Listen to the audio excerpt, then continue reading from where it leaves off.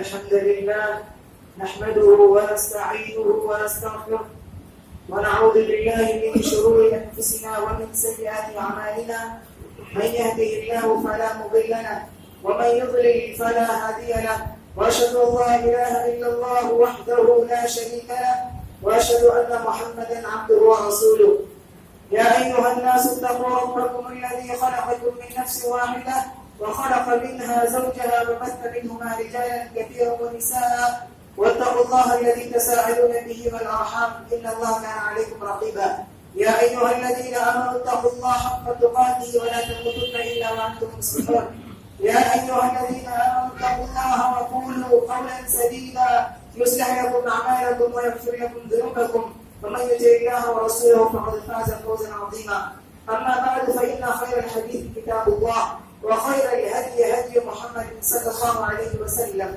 وشر الأمور محدثاتها وكل محدثة بدعة وكل بدعة ضلالة وكل ضلالة في النار. أعوذ بالله من الشيطان الرجيم. بسم الله الرحمن الرحيم. فلا تزكوا أنفسكم هو أعلم بمن اتقى.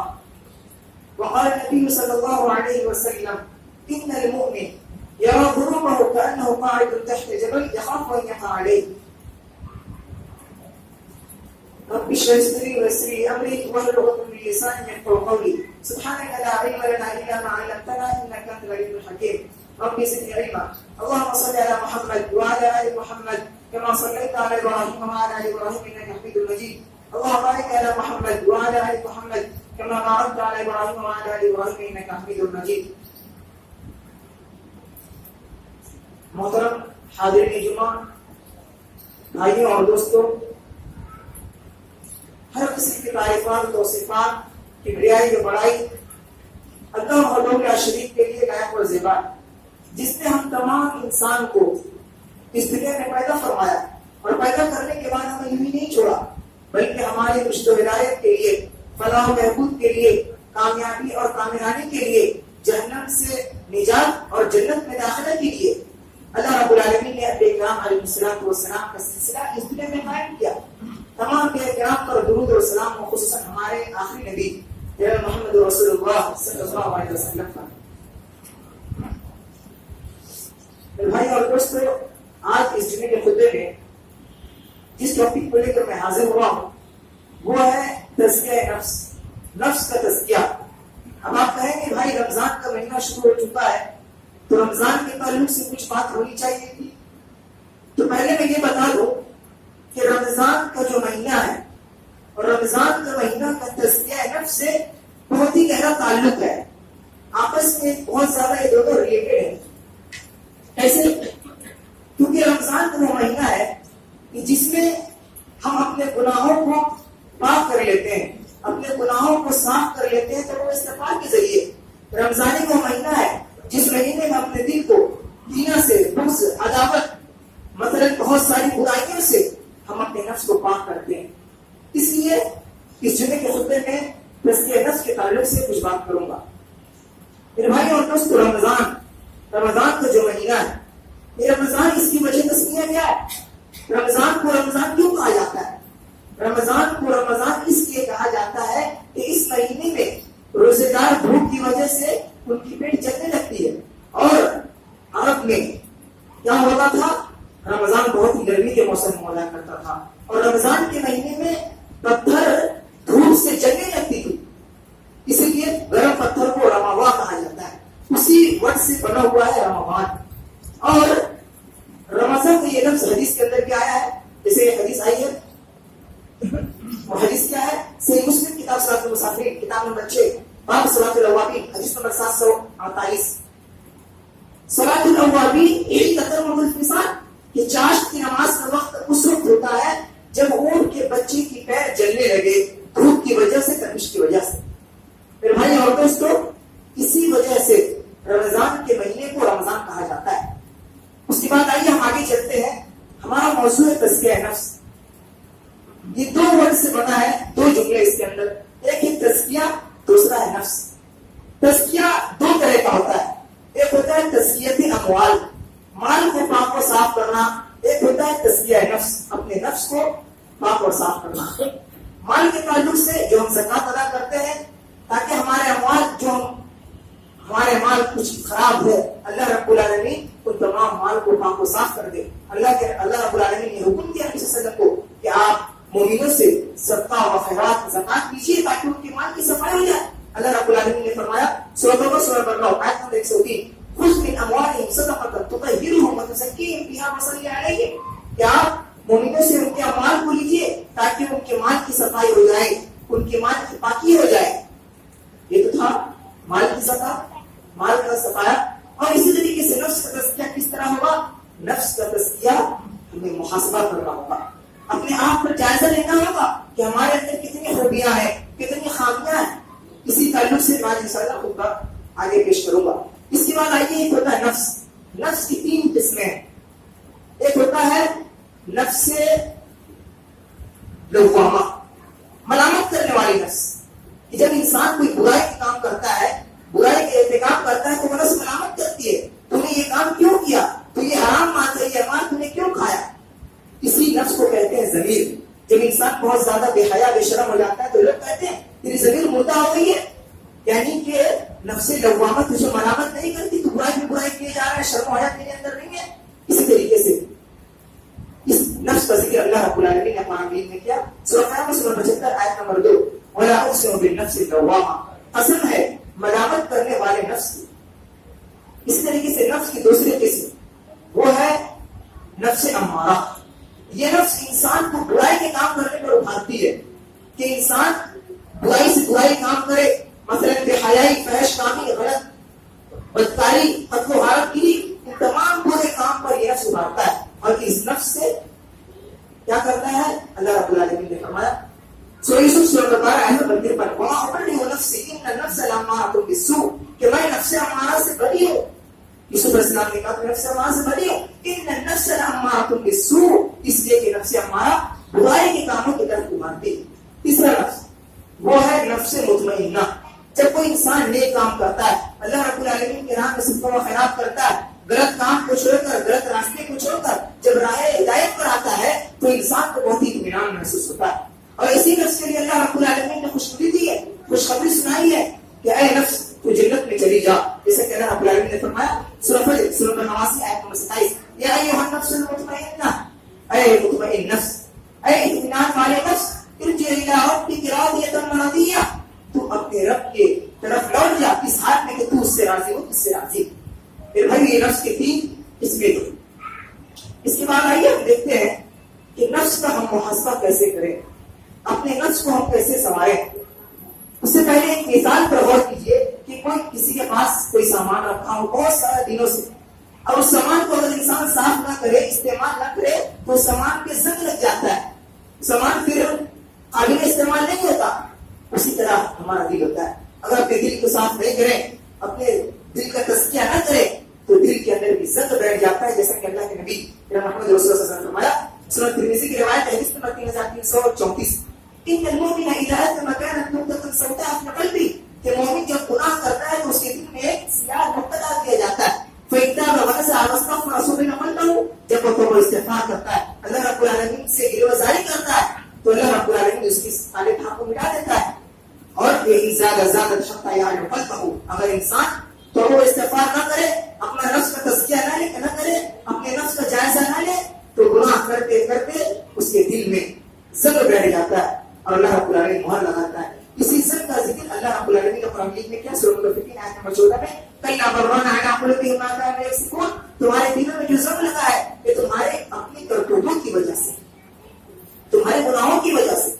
میرے بھائی اور دوستو، حضرت ابراہیم علیہ السلام نے دعا کی تھی اے میرے رب میری امت میں آنے والی نسل میں ایک رسول کو بھیج جو کیا کرے، لوگوں کا تزکیہ کرے، لوگوں کے دلوں کو صاف کرے. ابراہیم علیہ السلام نے دعا کی تھی سورہ بقرہ سورہ نمبر 2 آیت نمبر 129 ربنا وابعث فیہم رسولا منہم یتلو علیہم آیاتک ویزکیہم ویعلمہم الکتاب، کہ اے میرے رب تو میری امت میں ایک رسول کو بھیج جو لوگوں کو کتاب و حکمت کی بات بتائے اور اس کے ذریعے سے ان کے دل کو صاف کر دے. اللہ رب العالمین نے تو دعا قبول کی اور محمد رسول اللہ صلی اللہ علیہ وسلم کو نازل کیا، بھیجا. اللہ رب العالمین نے اسے فرمایا سورہ بقرہ سورہ نمبر 2 آیت نمبر 151 میں کما ارسلنا فیکم رسولا منکم یتلو علیکم، کہ ہم نے تم میں سے ایک رسول کو بھیجا جو آیاتوں کی تلاوت کرتے ہیں، علم و حکمت کی بات بتاتے ہیں، اور تمہارے دلوں میں جو گندگی بھری ہوئی ہے، شرک و بدعت کے تعلق سے ہو، خرافات کے تعلق سے ہو، قتل و غارت گیری ہو، کینہ ہو، بغض و عداوت ہو، ان تمام چیزوں کو ختم کرنے کے لیے اللہ کے رسول آئے ہیں. میرے بھائی اور دوستو، اللہ رب العالمین نے نفس کی قسم کھائی ہے. فرمایا سورہ شمس سورہ نمبر 91 آیت نمبر 7 اور 10 کیا فرمایا وَنَفْسٍ وَمَا سَوَّاهَا، قسم ہے اس نفس کی جس نے اپنا جائزہ لیا، اپنا نفس کو سدھار لیا. اس کے بعد فرمایا قَدْ أَفْلَحَ مَنْ زَكَّاهَا وَقَدْ خَابَ مَنْ دَسَّاهَا، جو شخص اپنے نفس کا تزکیہ کیا وہ کامیاب ہو گیا، وَقَدْ خَابَ مَنْ دَسَّاهَا، اور جو انسان اپنے نفس کا جائزہ نہ لیا وہ خاک میں مل گیا، یعنی برباد ہو گیا. میرے بھائی اور دوستو، نفس یہ بہت ہی اہم چیز ہے، اور جب انسان اپنے نفس کا تزکیہ نہیں کرتا ہے، اپنے نفس کو پاک و صاف کرنے کی کوشش نہیں کرتا ہے تو میرے بھائیوں اس کے نزدیک گناہ بہت ہی معمولی ہو جاتے ہیں. اور محاسبہ نفس کرنے کا ایک اہم طریقہ یہ ہے، امام شافعی رحمہ اللہ تعالی علیہ وہ فرماتے ہیں کہ جب انسان رات میں سوتے وقت اپنے دن بھر کے اعمال کا جائزہ لے کہ ہم نے دن بھر میں کتنی خامیاں کی، کتنی خوبیاں کی، کتنے اعمال ہمارے، اگر اس کے خوبیاں زیادہ ہیں تو اس پر اللہ رب العالمین کا شکر ادا کرے، اس لیے کہ شکر کرنے سے اللہ رب العالمین اور زیادہ نیک اعمال کرنے کی توفیق عطا فرماتا ہے. جیسے کہ اللہ تعالیٰ فرمایا سورہ ابراہیم سورہ نمبر 14 آیت نمبر 7 لئن شکرتم لأزیدنکم ولئن کفرتم ان عذابی لشدید، اگر تم شکر ادا کرو گے تو میں تمہیں اور زیادہ دوں گا. میرے بھائی اور دوستو، اسی طریقے سے محاسبہ نفس کرنے کا، اپنے نفس کو پاک و صاف کرنے کا، گناہوں سے پاک کرنے کا ایک ذریعہ یہ ہے کہ انسان اللہ رب العالمین کا ڈر، اللہ کا خوف اپنے دل کے اندر بٹھا لے. کیونکہ انسان اللہ کا ڈر بیٹھا لے گا تو کبھی وہ گناہ نہیں کرے گا. اس کے اندر ایک جذبہ پیدا ہوگا اپنے نفس کے اندر چیک کرنے کا کہ میں نہیں کہہ رہا، اللہ رب العالمین خود فرماتا ہے سورہ حشر سورہ نمبر 59 آیت نمبر 18، یا ایھا الذین آمنوا اتقوا اللہ ولتنظر نفس ما قدمت لغد. اے ایمان والو، اللہ سے ڈرو، اللہ کا تقوی اختیار کرو. کیوں؟ ولتنظر نفس ما قدمت لغد، تاکہ تم اپنے نفس کے اندر جھانک سکو، اپنا جائزہ لے سکو، اپنا محاسبہ کر سکو کہ کل قیامت کے لیے، کل قبر میں ہم جانے والے ہیں، قبر میں جانے کے لیے ہم نے اس دنیا کے اندر کیا تیاریاں کی ہیں، کیا ہمارے اعمال درست ہیں یا نہیں ہے. اگر ہم غور کر لیں کہ آج ہمارا انتقال ہو جائے اور پھر ہمیں یہ پتہ نہیں کہ قبر قیامت کے دن ہمارے اعمال زیادہ ہوں گے یا ہماری برائی زیادہ ہوگی. اگر جس انسان کو یہ بات معلوم نہیں ہو رہا کہ وہ تزکیہ نفس نہیں کر رہا ہے، اپنے نفس کا جائزہ نہیں لے رہا ہے، اس لیے انسان کو یہ جائزہ لیتے رہنا چاہیے تاکہ اس کو اندازہ ہو جائے کہ قیامت کے دن ہمارے نیک اعمال زیادہ ہوں گے یا ہماری برائی زیادہ ہوگی. یہ کب ہوگا؟ محاسبہ نفس سے ہوگا. میرے بھائی اور دوستو، اللہ کے نبی جناب محمد رسول اللہ صلی اللہ علیہ وسلم کی تزکیہ نفس کیا کرتے تھے اور دعا کیا کرتے تھے، اللہ میرے اندر تقویٰ پیدا کر دے تاکہ میں اپنے نفس کو تزکیہ کر سکوں، میرے نفس کو پاک و صاف کر دے. اللہ کے نبی کیا دعا کرتے تھے؟ صحیح مسلم کتاب صحیح باب فی الادیہ حدیث نمبر 2721، اللهم انی اسألک الہدی والتقی والعفاف والغنی. اے اللہ، میں تجھ سے سوال کرتا ہوں تقویٰ کی، ہدایت کی، پاک دامنی کی اور بے نیازی. اسی طریقے سے اللہ کے نبی صلی اللہ علیہ وسلم دعا فرمایا کرتے تھے کہ اللہ تو میرے دل کو گناہوں سے صاف کرتے، جبکہ آپ صلی اللہ علیہ وسلم معصوم خطا تھے، گناہ نہیں کرتے تھے، اس کے باوجود آپ صلی اللہ علیہ وسلم کی اتنی فکر تھی کہ میرے نفس کے تزکیہ ہو جائے، میرا دل و دماغ پاک و صاف ہو جائے تمام چیزوں سے. اللہ کے رسول دعا فرمایا کرتے تھے. صحیح مسلم کتاب ذکر باب فی الادیہ حدیث نمبر 2222، کیا فرمایا؟ اللهم آتی نفسی زکاها وزکیها انت خیر من زکاها. اے اللہ، تو میرے نفس کو تقویٰ پیدا کر دے، میرے دل کے اندر اپنے ڈر کو ڈال دے اور میرے نفس کو تزکیہ فرما، کیونکہ تو بہترین تزکیہ کرنے والا ہے. اور کیا فرمایا؟ انت ولیھا و مولاھا، تو ہی میرا مولا ہے، میرے نفس کا مولا ہے، تمام چیزیں تیرے ہاتھ میں ہیں، بس تو میرے نفس کو، میرے تمام چیزوں کو درست فرما دے، اصلاح کر دے. میرے بھائی، اللہ کے رسول دعا کیا کرتے تھے، محاسبہ کیا کرتے تھے، لیکن آج ہم محاسبہ نہیں کر رہے. اور جب انسان محاسبہ نہیں کرتا ہے تو گناہ کو کوئی ویلو دیتا ہی نہیں ہے. وہ بڑے سے بڑا گناہ کر جاتا ہے، اس کو احساس بھی نہیں ہوتا ہم نے گناہ کیا، کیونکہ اس نے اپنا نفس کا جائزہ نہیں لیا، اپنے نیک اعمال اور برے اعمال کو نہیں دیکھے. اللہ کے نبی صلی اللہ علیہ وسلم نے مثال بیان کی اس شخص کی جو اپنے نفس کا تزکیہ کرتا ہے اور جو اپنے نفس کا تزکیہ نہیں کرتا ہے. اس کی مثال کیا بیان کی؟ ایک حدیث آئی ہے صحیح بخاری کتاب الدعوات کتاب نمبر 45 باب التوبہ حدیث نمبر 6308. اللہ کے رسول نے فرمایا ان المؤمن یعظمه كانه قاعد تحت جبل. یہ مومن تو وہ ہوتا ہے جو اپنے گناہوں کو دیکھتا ہے اور یہ گمان کرتا ہے کہ میں بہت ہی بڑے پہاڑ کے نیچے بیٹھا ہوں، میرے اوپر بہت بڑا پہاڑ ہے، اور وہ ڈرتا رہتا ہے کہیں وہ پہاڑ میرے اوپر گر نہ جائے. یہ مومن کو ڈر ہوتا ہے. مومن تزکیہ نفس کرتے ہیں، چھوٹے موٹے گناہ کو بھی پہاڑ سمجھنے لگتے ہیں، اس سے توبہ استغفار کرنے کی کوشش کرتے ہیں. آگے فرمایا وَإِنَّ الْفَاجِرَ يَنظُرُهُ كَذِبَاتِ النَّارِ عَلَى أَجْلِهِ فَقَالَ بِهِ هَكَذَا. اور فاجر تو وہ ہوتا ہے جو اپنے نفس کا تزکیہ نہیں کرتا ہے، اس کا حال کیا ہوتا ہے؟ وہ اپنے گناہوں کو دیکھتا ہے اور گناہوں کو دیکھنے کے بعد وہ سمجھتا ہے یہ مکھی ہے. جیسے کسی انسان کے ناک پر کوئی مکھی بیٹھ جائے تو وہ ہاتھ سے ہٹا دیتا ہے، اڑا دیتا ہے کہ چلو یہ کوئی بات نہیں. اسی طرح فاجر کے سامنے ایک گناہ کی مثال ہوتی ہے کہ بڑے سے بڑے گناہ کر جاتا ہے لیکن اس کو احساس نہیں ہوتا اور سمجھتا ہے چلو مکھی کی اڑ کے چلے گئی. یہ حدیث کے الفاظ ایک زبان بھی مر رہا کی گویا کہ اس کی ناک پر مکھی بیٹھی ہوئی ہے. میرے بھائی اور دوستو، اسی طرح حضرت عمر فاروق رضی اللہ عنہ فرماتے ہیں، کیا فرمایا؟ ایک حدیث کے اندر آئی، ان کا قول ہے سنن ترمذی کتاب صفۃ القیامہ حدیث نمبر 2459، فرمایا حاسبوا انفسکم قبل ان تحاسبوا، کہ تم اپنے نفس کا جائزہ لے لو، اپنے نفس کو جانچ پڑتال کر لو، کیونکہ جب تمہارا حساب لیا جائے اس سے پہلے ہی حساب کر لو، کیونکہ اگر ہم حساب نہ کریں گے تو ہمیں معلوم ہی نہیں ہوگا گناہ کیا ہے، نیکیاں کیا ہے، کتنی ہے کتنی نہیں ہے. اس لیے ہمارا حساب لیے جانے سے پہلے ہم اپنے نفس کا حساب کر لیں. اس کے بعد جو انسان تقوی والا ہوتا ہے پرہیزگار ہوتا ہے.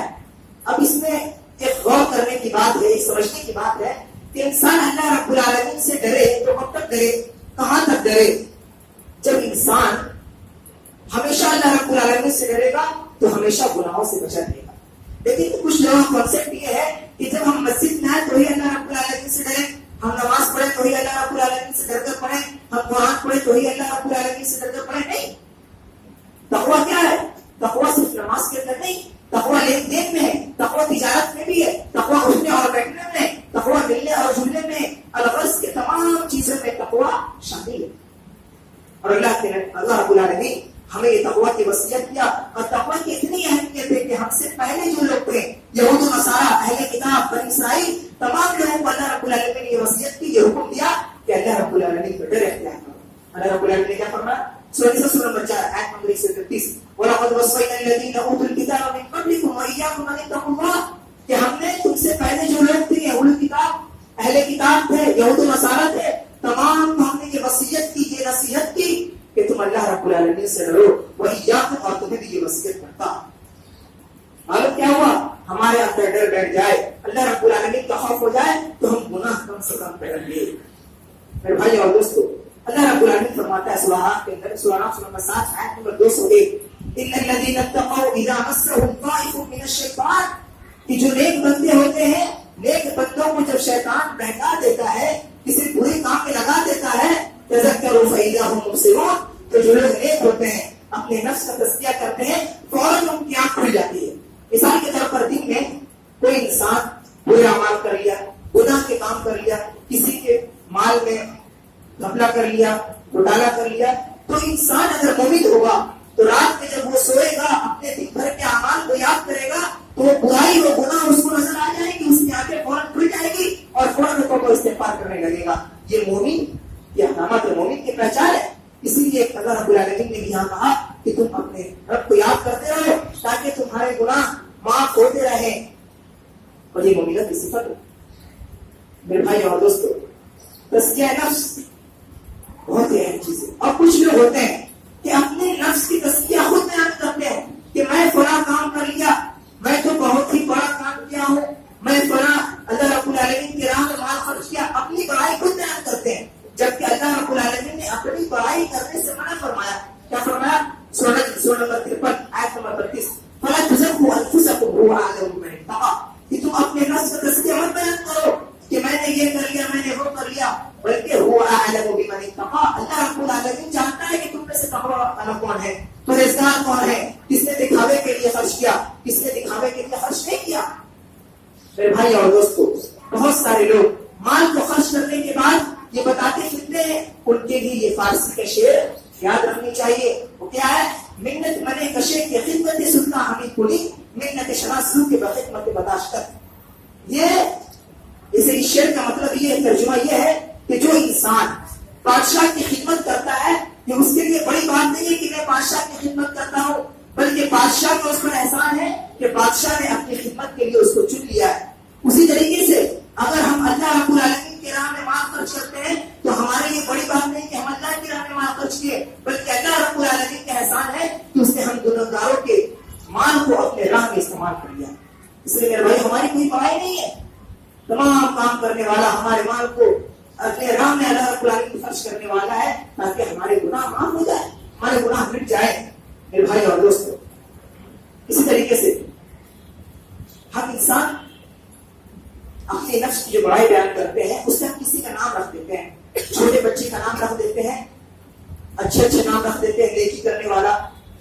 تو اس تعلق سے ایک حدیث آئی ہے، زینب بنت سلمہ رضی اللہ عنہ، ان کا نام جب بر رکھا گیا تھا، یعنی نیک کرنے والی، تو اللہ کے رسول نے ان کے والد محترم سے کہا کہ آپ اس کے نام کو بدل دیجئے، بر مت رکھیے، فلا تزکوا انفسکم، آپ اپنے اس کی بڑائی بیان مت کیجیے.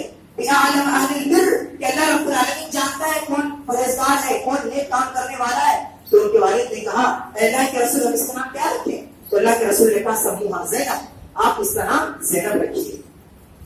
میرے بھائی اور دوستو، اسی طریقے سے تقویٰ ایک ایسی چیز ہے، تزکیہ نفس جب ہم کریں گے تو ہمارے اندر تقویٰ پیدا ہوگا، اور تقویٰ ہمارے اندر ہوگا تبھی ہم تزکیہ نفس کر پائیں گے. دونوں ایک دوسرے سے لازم و ملزوم ہے.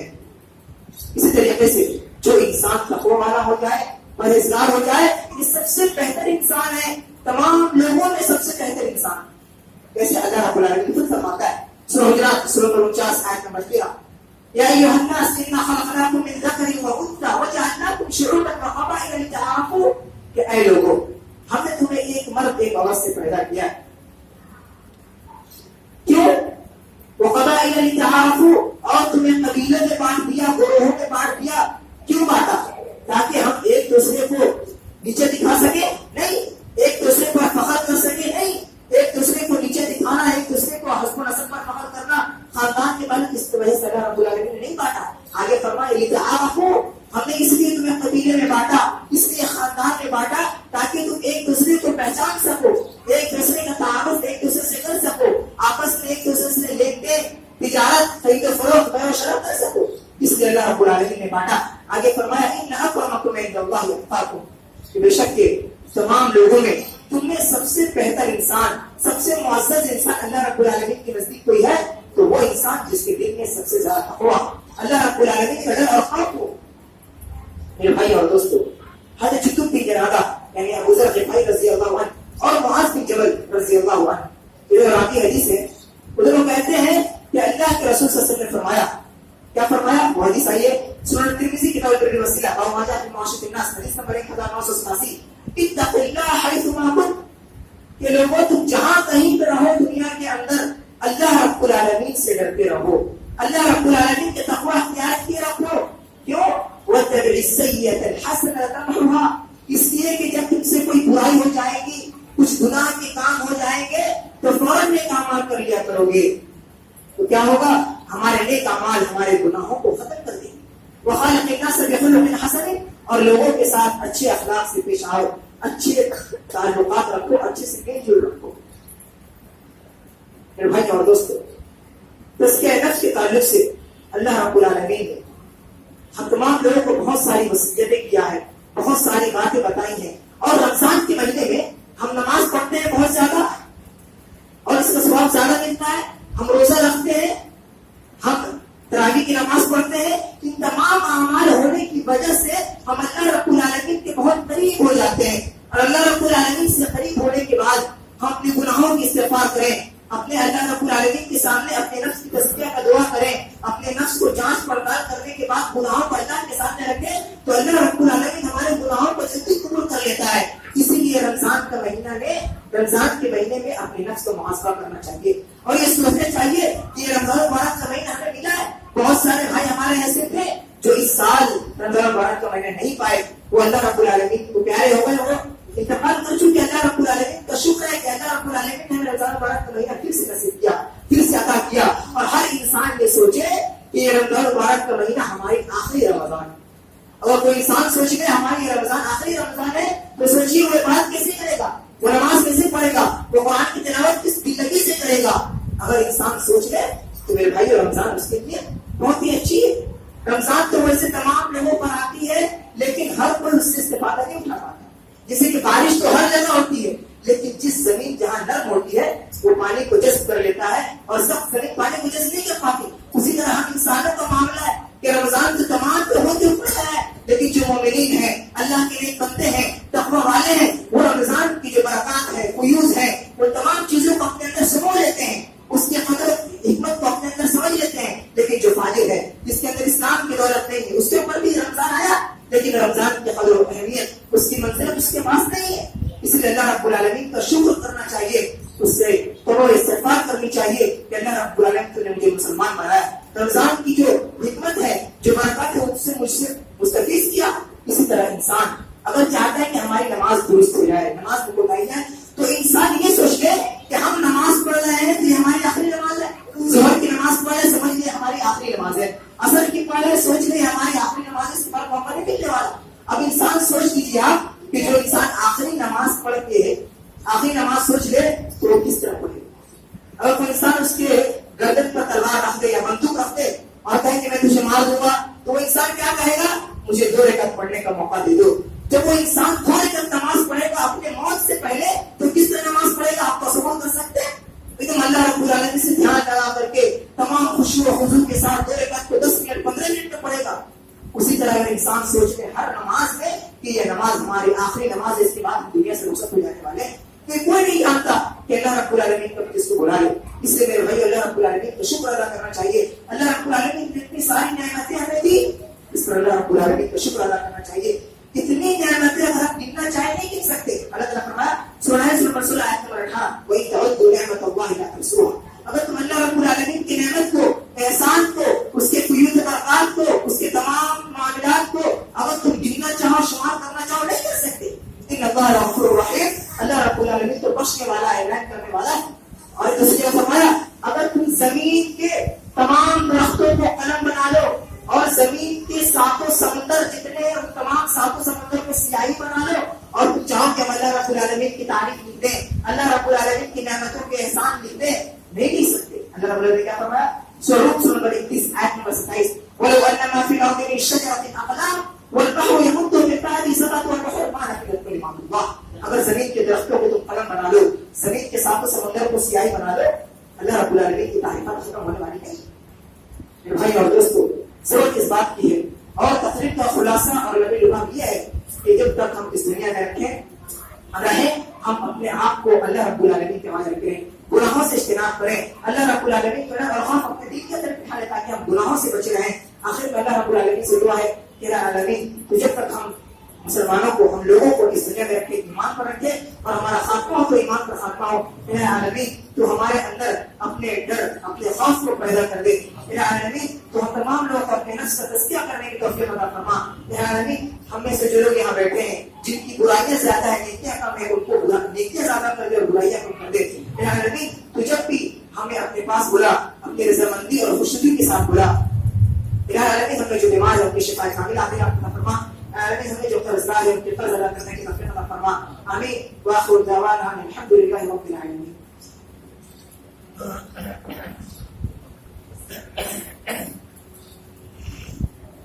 إن الحمد لله نحمده ونستعينه ونستغفره ونؤمن به ونتوكل عليه ونعوذ بالله من شرور أنفسنا ومن سيئات أعمالنا من يهده الله فلا مضل له ومن يضلل فلا هادي له وأشهد أن لا إله إلا الله وحده لا شريك له وأشهد أن محمدا عبده ورسوله. أما بعد فإن خير الحديث كتاب الله وخير الهدي هدي محمد صلى الله عليه وسلم وشر الأمور محدثاتها وكل محدثة بدعة وكل بدعة ضلالة وكل ضلالة في النار. أعوذ بالله من الشيطان الرجيم. إن الله وملائكته يصلون على النبي يا أيها الذين آمنوا صلوا عليه وسلموا تسليما. اللهم صل على محمد وعلى آل محمد كما صليت على إبراهيم وعلى آل إبراهيم إنك حميد مجيد. اللهم بارك على محمد وعلى آل محمد كما باركت على إبراهيم وعلى آل إبراهيم إنك حميد مجيد. عباد الله رحمني ورحمكم الله. إن الله يأمر بالعدل والإحسان وإيتاء ذي القربى وينهى عن الفحشاء والمنكر والبغي يعظكم لعلكم تذكرون. اذكروا الله يذكركم وادعوه يستجب لكم ولذكر الله أكبر والله يعلم ما تصنعون.